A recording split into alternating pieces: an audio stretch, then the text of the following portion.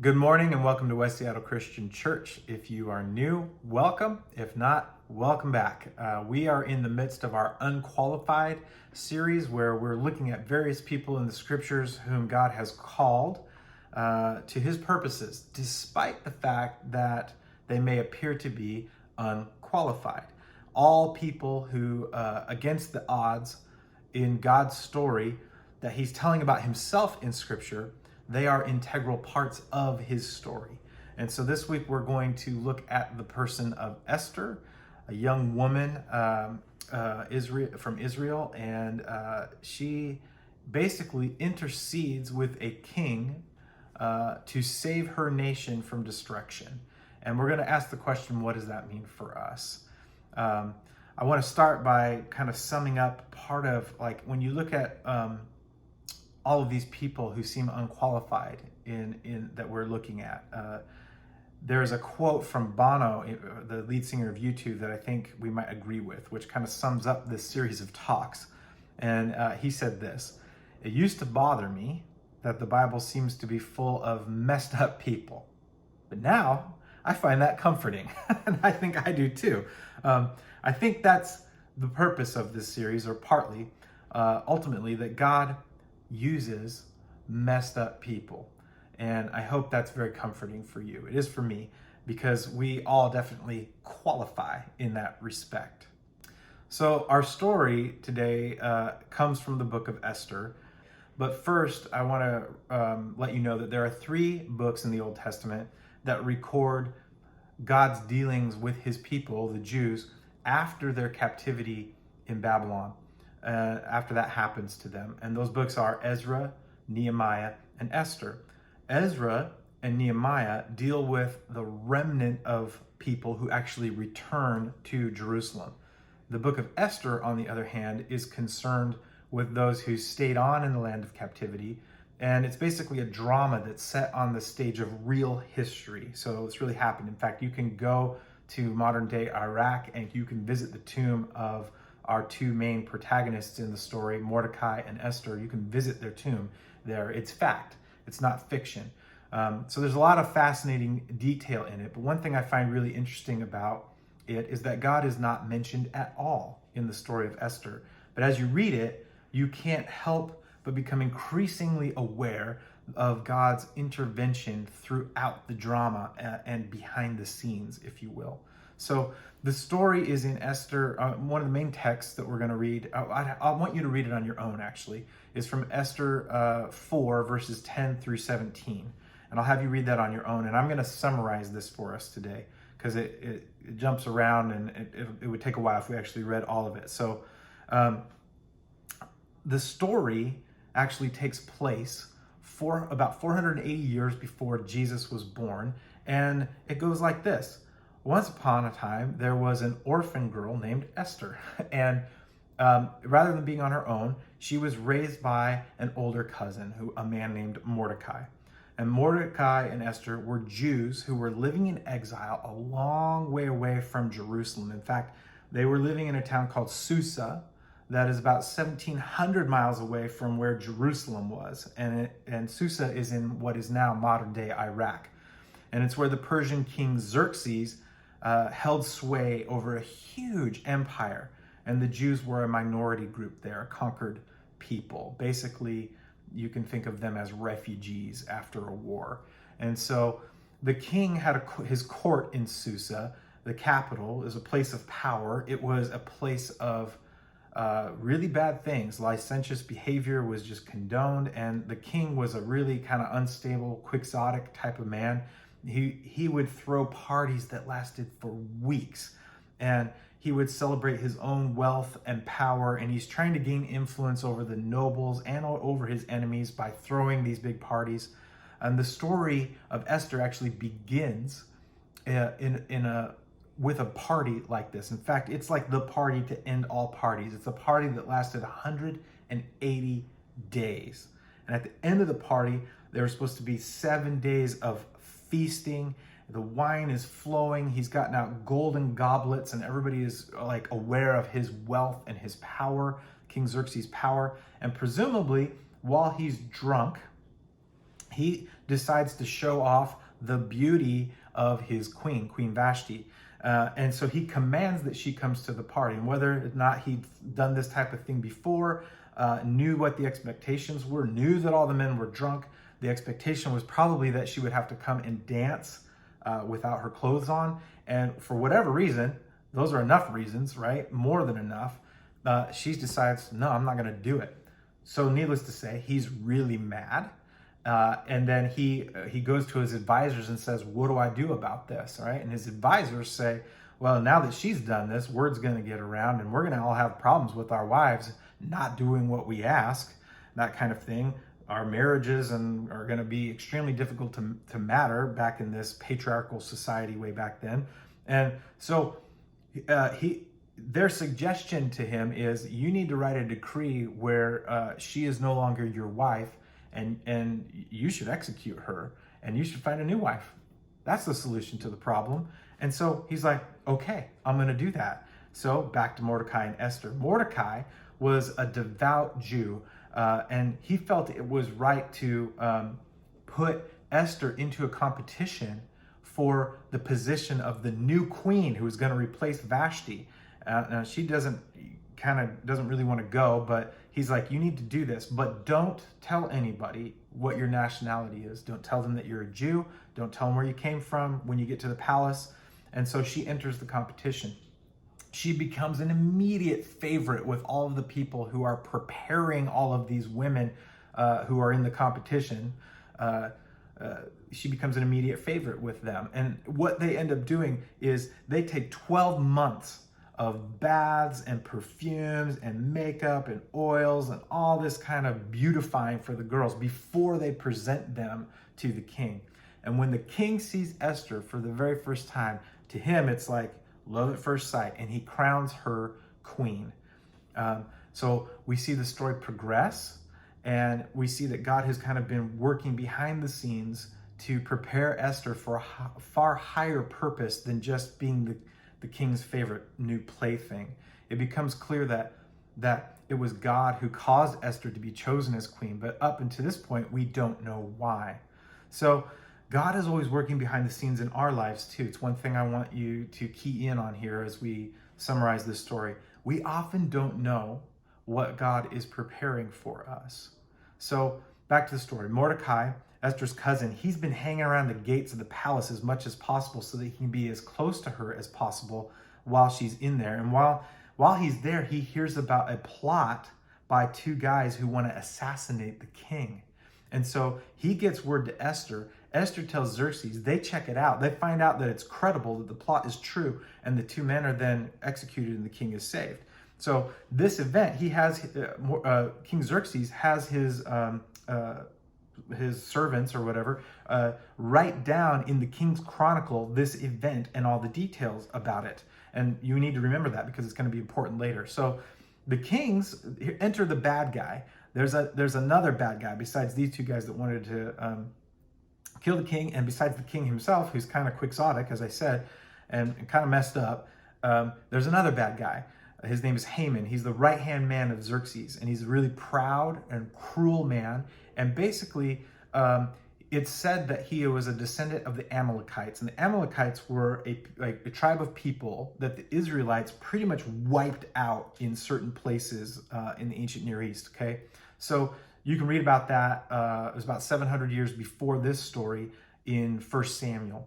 But because of that, the Amalekites are like the sworn enemies of the Israelites. And so Haman, it's said that he is from that background, from that tribe. And so, maybe he has that, he's remembering all of that history. I don't know. But every day because he's Xerxes' right-hand man, every day when he leaves the palace grounds, he demands that all ordinary people, not high-level officials or royals or anything like that, but all ordinary people, not from the palace, they have to bow down to him when he leaves. But Mordecai, because he's standing there waiting around trying to be close to Esther at the palace gates, he's a Jew, and he's not going to bow down to anybody but God. And so once Haman figures out who Mordecai is and that he won't bow down, he is furious. And so he starts making a plan to exterminate Mordecai and all of the Jews in the kingdom. Just a bit of an overreaction, right? So Haman does issue a decree that on a certain day, it's going to be open season on all the Jews, and it's going to be fair game for someone to kill them. And he goes further than that. He says, if you kill a Jew on whatever day that I designate this to happen, then you get to keep all their stuff as well. Now, Haman, he's an astrologist, so he's always trying to read signs, and he's throwing dice, doing some weird stuff like that. And he's trying to do that to decide what day it's going to be that the decree will take place. And so really what this is the first recorded episode in history of genocide against the Jewish people. And as we know, it's not the last. Meanwhile, one night King Xerxes can't sleep. So he calls for the King's Chronicles, the record of everything that happens to him that he has him write down. He says, bring that to me. So apparently he's like, this is going to put me to sleep because I can't sleep. So come and read it to me. And as he's listening to it read, he rehears the part about Mordecai saving him. And when Mordecai revealed the assassination plot that he'd overheard, he had forgotten all about it apparently. And so he calls for Haman to come and honor Mordecai, kind of like in belated recognition that he had saved the king's life. So as you can imagine, Haman he is livid because here he is, he's planning to kill Mordecai. And then he is forced to obey the king's order. While he's still plotting to kill Mordecai and the Jews, Haman has to honor Mordecai. But eventually, the decree that Haman crafted, it goes out all over the nation, and Mordecai hears about it. And he gets a hold of Esther, and he suggests to her, you, Esther, have the ability to avert this disaster if you can get to the king and tell him what's up and plead for him to have mercy on all of us. But Esther knows something that's difficult to get around, and that is that you are not allowed to go visit the king or you're not allowed to go see the king unless you've been specifically invited to do so. And if you do that without being invited, and she knows what kind of man he is, don't forget what he did to his last wife, she's very much afraid of for her personal safety, for her life, okay? So Mordecai, though, he puts the pressure on with Esther. And you can read in Esther 4, verses 12 through 16, what's probably the most famous words of the story. And he says this to her. He says, who knows whether you have not come to the kingdom for such a time as this? So eventually Esther is convicted, and she fasts and she prays, and then she basically risks her life by going to the king unbidden, uninvited, and she confesses to being a Jew, and she tells him about this plot that Haman has to kill her and her cousin and all the Jews, and she pleads for mercy and for him to cancel this decree. And you know what happens? He agrees. And of course, in the end, Haman gets it. He gets his comeuppance, and he is executed on the very gallows that he constructed to execute Mordecai on. And in the end, thousands of lives are saved. Okay, so now that you've heard the story, the drama unfold here, I want to offer a few implications for us that I think are applicable for our lives today. So implication number one, God is still sovereign. Esther, she becomes the intercessor who saves an entire nation. And God's sovereignty, his will and his power and his plan over the whole narrative becomes clear. And I would ask you to apply that to your life right now, and I will try to apply it to mine. Has God's sovereignty changed these many thousand years later for us? Has God abdicated his sovereignty or his authority to someone else? Has he abdicated his sovereignty to democracy? Has he given it to comfortability, to complacency? Has he given it to materialism? Has he given it to fascism? Has he given it to any other powerful influence in our world? Has God abdicated that? Well, the book of Numbers tells us that God is not man, that he should lie, or a son of man, that he should change his mind. Has he said, and will he not do it? Has he spoken, and will he not fulfill it?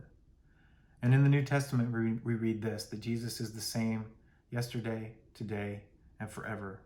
So the question is, do we live our lives in the certainty that God is still sovereign? Do we see him working behind the scenes in the midst of all the little things in our lives? Maybe we need to train ourselves to see him working in these ways. And this is a lesson I've been learning a lot more specifically in my life, because you can miss the demonstrations of God's sovereignty in your lives if you're not looking for them. There are countless demonstrations of this all the time. Case in point, the man who works with me, Barry Swindon, here at the church, he is a good friend. He became a good friend years ago. We needed someone else to be working at the church. I didn't know who that person was going to be. God is working in the details through many different moments and things in his life, in my life, and in the life of our church, so that at just the right moment, we were able to hire Barry on at our church. Is it coincidence? Or is it God's sovereignty? There's a lot of examples of situations that we could chalk it up to coincidence. We could chalk it up to God's sovereignty. When we're aware of situations like this, do we dismiss them as coincidence, or do we allow them to build faith in us so that we are confident in God's sovereignty in our lives? I love this quote from John Wesley where he says, we should, every one of us, consider for what end God has put us in the place where we are. I'm going to read that again. We should, every one of us, consider for what end God has put us in the place where we are. And when an opportunity offers of serving God and our generation, we must take care not to let it slip. So why are you positioned where you are? Why do you work where you work? Why do you live where you live? Or where you go to school, or where you study? Why do you always go to that same coffee shop? Why do you always go to that one park to relax? Not discounting the free will that God gives you and I, but maybe God has assigned you to those places in your life for a reason. And maybe he's assigned you to our church community in this place for such a time as this, because God is still sovereign. Implication number 2, God's people and his purposes still have an enemy. I think this story makes it clear. The story of Esther is primarily about a plot to kill off God's people and how God's sovereignty prevails through one brave, obedient young woman. God's people had an enemy. God's people have always had an enemy. The enemy of God's people is the same enemy that's in opposition to God himself. It's clear who God's people were in the Old Testament, and it's in the New Testament, and now God's people are his church. That means you and me. And we still have an enemy. The Bible calls that enemy Satan, the prince of darkness, the prince of this world. And that enemy is still setting himself up against us. His plan has always been to divide and conquer, to offset the truth with distortion and lies. And he is still determined to destroy God's way of life, just as he was in Esther's time. So 2,000 years ago, the ultimate act of intercession took place as Jesus, the Son of God, died in our place on a cross for once and for all, claiming victory over the enemy. Esther took her place of intercession before King Xerxes with these words. She basically says in that story, and if I die, I die. Jesus did die, but the sovereignty of God did not leave the story there. Jesus defeated the enemy. He defeats death by rising back to life and leading the way for all of us to live in this new reality of God's ultimate sovereignty and defeat over that enemy. And that, dear friends, is important because it's where we come in because of implication number 3. God's people are still the solution to the problem. When Mordecai continues to press Esther about his plan to approach the king with an invitation, her response, without an invitation, her response is not positive. She's like, I don't want to do that. Everybody knew what the king was like. She said it was more than her life was worth to approach the king, if you read the story. And Mordecai, of course, he loved Esther, but his concern was for the bigger picture, and that overrode his concern for her. And he basically challenged her self-preserving mindset. Esther was challenged for embracing that value in her culture to preserve yourself. She was being challenged for caring more about her own comfort and her own safety than for the safety of thousands of people. So through those telling words, Mordecai was reminding Esther that she had been chosen to set her own interests aside, to let go of her ambitions and face the enemy head on. So over the centuries, Mordecai's voice, as recorded in scripture, I think it echoes down right to us, to our generation, in our time, in our place. We are chosen by God to set our interests aside, to let go of self-interest, to consider the bigger picture, and to face the enemy of God head on. That is the challenge that is set before us, even if you and I feel unqualified. God will qualify us. Esther was to risk her life and her legacy with no guarantee of a positive outcome. That's the for such a time as this challenge that she accepted. So the question for you and me, for us, is this: is there a for such a time as this challenge for us today? And I think there is.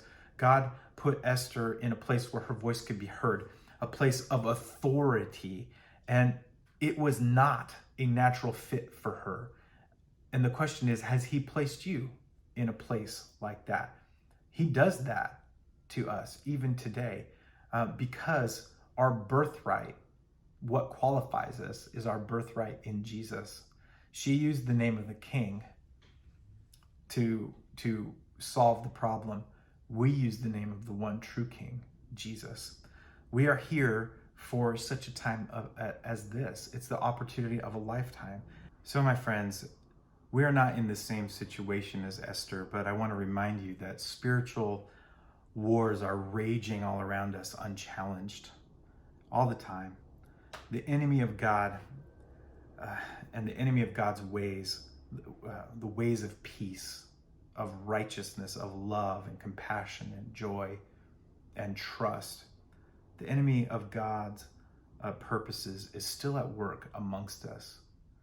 Scripture tells us to let us boldly approach the throne of grace and ask what we need to ask. And my question to you is, are we doing this? Are you doing this? Are you boldly taking your prayers before the throne of God for the big things, for the big picture? I know that we all have our personal things that we take to God and our personal prayer lists, our friends and our family, and that kind of thing. But are we modeling our prayers after that of Jesus when he says, "Thy kingdom come, your kingdom come, on earth as it is in heaven"? Esther boldly approached the throne of a godless, unreliable king at the risk of her very life. We have the opportunity every day, at any moment, to come directly before the throne of the King of heaven and earth, the King of the universe. And we aren't risking life and limb to do that. Maybe we're risking our comfortability, our complacency, our time. But Jesus said, "Let it be done according to your faith." Not according to your fame, not according to your success, not according to your courage or your reputation or your political persuasion or anything like that. He said, "Let it be done according to your faith." Friends, don't miss your Esther moments. Amen.